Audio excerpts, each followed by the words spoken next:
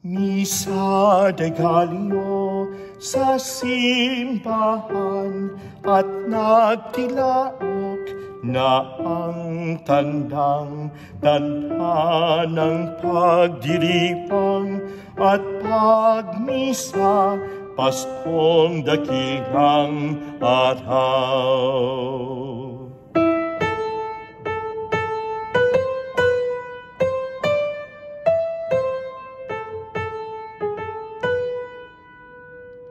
At ang koro tuloy ang kanta, may saliw din ng panderetas. Misa de Gallio sa simbahan at nagtilaok na ang tandhanang pagdiriwang at pagmisa, Paskong dakilang araw.